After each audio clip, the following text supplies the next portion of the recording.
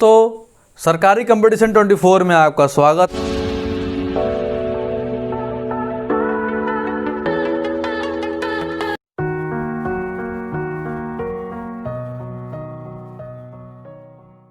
स्वागत है, मैं देवेंद्र कुमार। आज हम मोशन के बारे में चर्चा करेंगे, गति के बारे में। ये जनरल अवेयरनेस का एक पार्ट है, गति एग्जाम में आता है। तो दोस्तों, गति पढ़ने से पहले हम बताऊंगा आपको सदिश राशि क्या है, अदिश राशि क्या है और परिमाण क्या है। तो दोस्तों, हम बात करते हैं सदिश राशि की। सदिश राशि समझिएगा दोस्तों कि सदिश राशि क्या है। तो सदिश राशि को इंग्लिश से बोलते हैं बच्चों वेक्टर क्वांटिटी। Vector quantity. तो दोस्तों, जो वेक्टर क्वांटिटी होता है ना, वेक्टर क्वांटिटी में दोस्तों मैग्नीट्यूड होता है, मैग्नीट्यूड और डायरेक्शन होता है, डायरेक्शन होता है।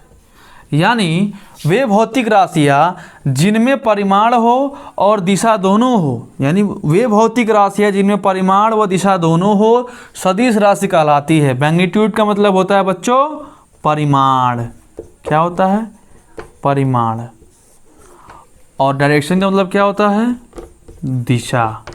तो दोस्तों, वेक्टर क्वांटिटी में मैग्नीट्यूड भी होगा और डायरेक्शन भी होगा। इसी को कहेंगे सदिश राशि, वेक्टर क्वांटिटी। यानी वे भौतिक राशियाँ जिनमें परिमाण व दिशा दोनों होती हैं, सदिश राशि कहलाती है। दोस्तों, कैसा लगे कमेंट में जरूर बताइएगा। तो देखिए एग्जाम्पल क्या है दोस्तों, एग्जाम्पल के माध्यम से समझेंगे कि एग्जाम्पल क्या है दोस्तों। बल है ना, बल भी एक सदिश राशि है। वेग क्या है? सदिश राशि है। संवेग क्या है दोस्तों? सदिश राशि है। तो ये रहा सदिश राशि का 2-3 एग्जाम्पल जो देख सकते हैं। यानी सदिश राशि तभी संभव है जब परिमाण होगा और दिशा होगा। दोस्तों, आइए आगे बढ़ते हैं। अब चर्चा करेंगे हम अदिश राशि के बारे में। मोस्ट इंपॉर्टेंट, अदिश राशि। दोस्तों, यहाँ पे वेक्टर की जगह स्केलर हो जाता है, SCALAR, स्केलर क्वांटिटी। इसमें क्या होता है दोस्तों कि एग्जाम्पल ही बदल जाएंगे। इसमें क्या होता है? बस परिमाण होता है, दिशा नहीं होती है। जैसे एग्जाम्पल में दोस्तों चाल, दूरी और समय।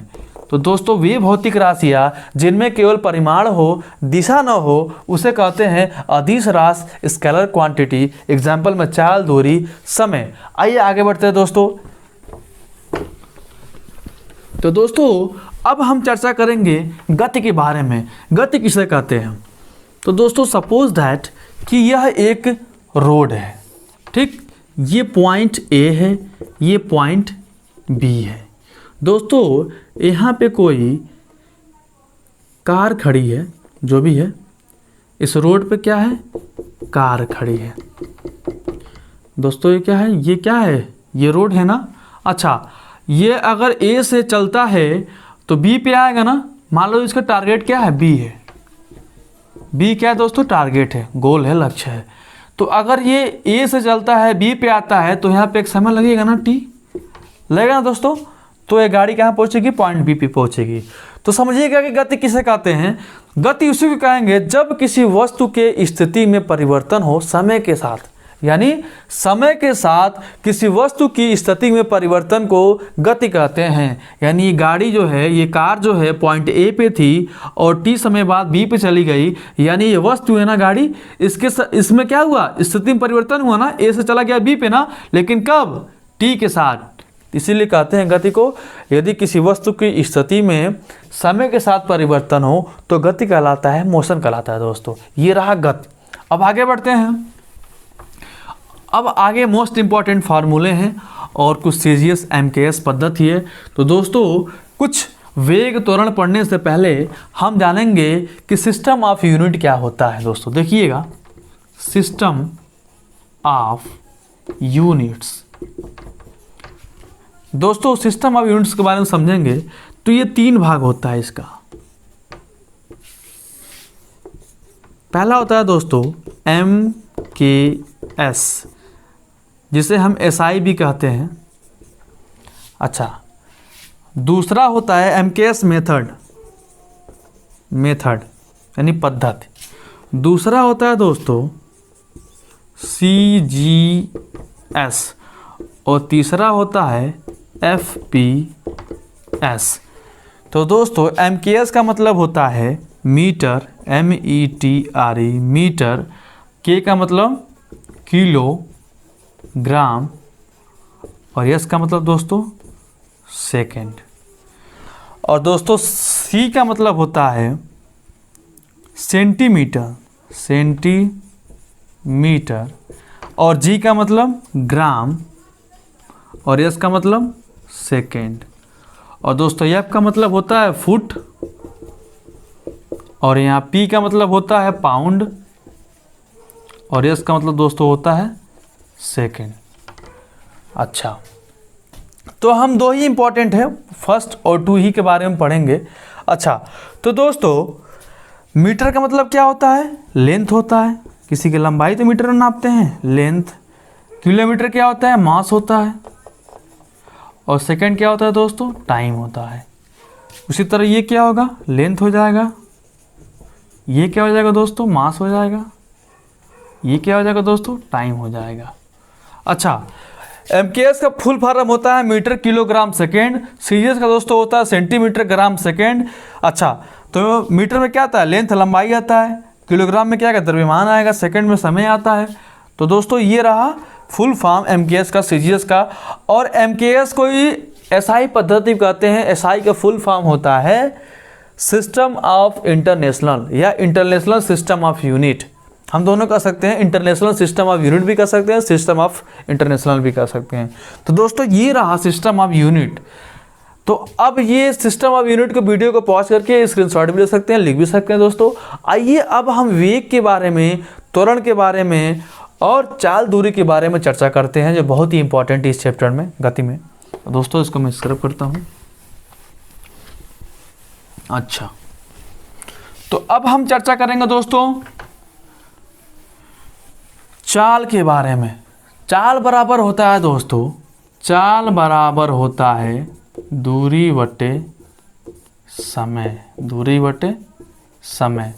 चाल को इंग्लिश में बोलते हैं दोस्तों स्पीड, और दूरी को बोलते हैं डिस्टेंस, और समय को बोलते हैं टाइम।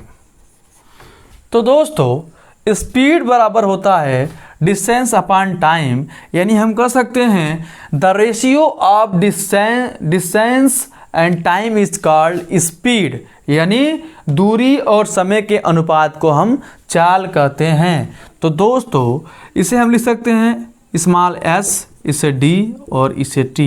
ये निकल गया शॉर्टकट फार्मूला। और हमें पता है कि दूरी को मापते हैं हम मीटर में और समय को सेकंड में।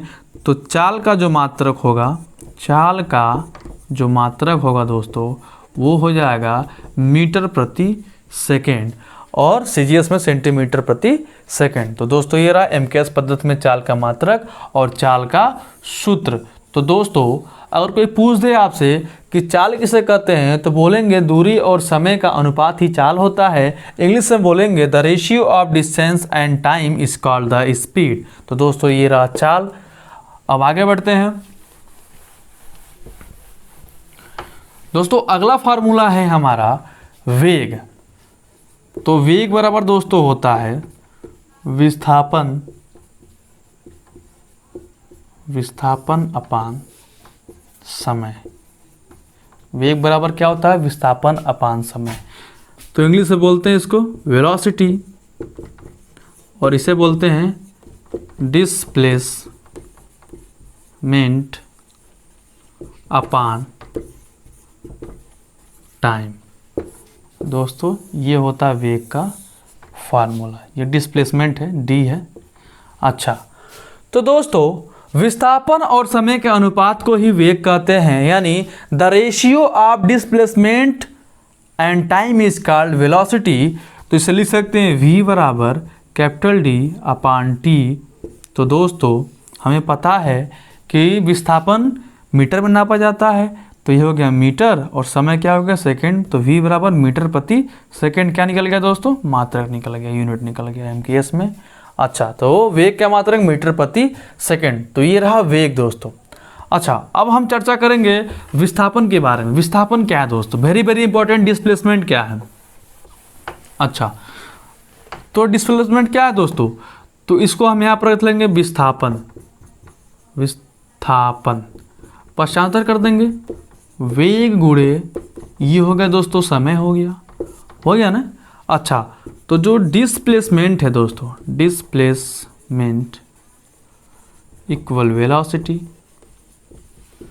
Into time. तो दोस्तों हम कह देंगे the product of velocity and time is called displacement, यानी वेग और समय का गुणनफल ही विस्थापन होता है। आइए इसका हम मात्रक को समझते हैं कि विस्थापन का मात्रक कैसे निकालेंगे। तो दोस्तों हमें पता है कि वेग का मात्रक क्या होता है, मीटर प्रति सेकंड होता है ना, और समय का मात्रक सेकंड होता है, सेकंड कट गया, यानी क्या निकल गया, मीटर, इसका निकल गया मात्रक दोस्तों। अच्छा, अब विस्थापन को हम फिगर के माध्यम समझेंगे। अगर मान लीजिए विस्थापन एक सदिश राशि है, विस्थापन की दिशा निश्चित होती है। अगर कोई व्यक्ति ए से गया और वो वृत्तीय गति किया, फिर ए पे पहुंच गया, तो यहाँ पर जो डिस्प्लेसमेंट होगा दोस्तों, डिस्प्लेसमेंट जो होगा कितना होगा, 0 होगा। अगर कोई व्यक्ति वृत्तीय गति करता है और ए पे जाके ए पे दोबारा वापस आता है, तो वहाँ विस्थापन 0 होता है। आइए और विस्थापन के माध्यम समझते हैं कि और कैसे हम विस्थापन को समझ सकते हैं। अगर कोई वस्तु ए से बी पे गया, बी से सी पे गया और सी से डी पे गया, तो दोस्तों जो ये एडी होगा, यानी कि प्रथम और अंतिम बिंदु के बीच की न्यूनतम दूरी को विस्थापन करते हैं।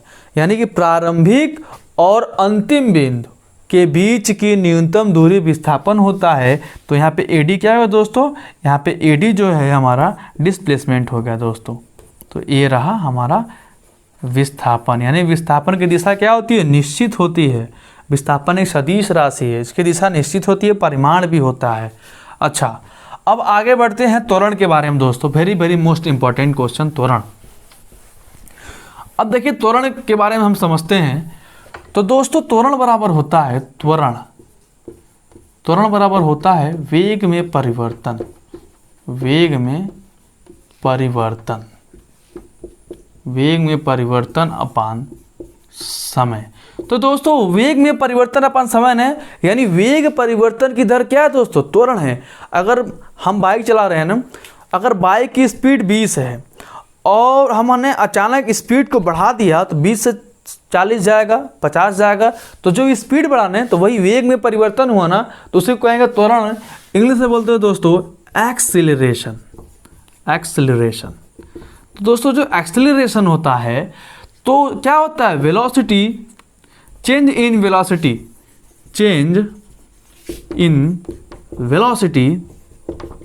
अपान time, change in velocity upon time दोस्तों। तो निकल गया कैपिटल ए बराबर क्या हो गया, V अपान टी निकल गया। यहाँ डेल्टा लगा देंगे तो इसका मतलब होता है दोस्तों परिवर्तन, वेग में परिवर्तन। तो ए बराबर डेल्टा V अपान टी। तो एक्सेलरेशन का अगर मात्रक निकालें तो वेग का मात्रक क्या होता है, मीटर प्रति सेकंड होता है, ये सेकंड होता है, ये ऊपर चला जाएगा मीटर प्रति सेकंड गुणे सेकंड। तो ए का मात्रक निकल गया मीटर प्रति सेकंड स्क्वायर। तो दोस्तों इसको हम ए से भी दर्शा सकते हैं और स्मॉल ए से भी दर्शा सकते हैं। हमारे चैप्टर में स्मॉल ए से दिया है, तो यहाँ स्मॉल ए रख लेंगे। तो जो स्मॉल ए का मात्रक है मीटर प्रति सेकंड स्क्वायर दोस्तों, ये निकल गया एक्सीलरेशन, यानी वेग में परिवर्तन की दर को ही त्वरण कहते हैं। यानी वेग और समय का अनुपात क्या त्वरण है। तो the ratio of velocity and time is called acceleration. तो दोस्तों ये रहा त्वरण और त्वरण का फार्मूला और त्वरण का मात्रक। दोस्तों आगे हम बढ़ते हैं, गति के समीकरण पर जानेंगे कि गति का समीकरण क्या है। तो दोस्तों इक्वेशन ऑफ जो मोशन है, there are three equations of motions. First है दोस्तों v बराबर u plus a t. Second है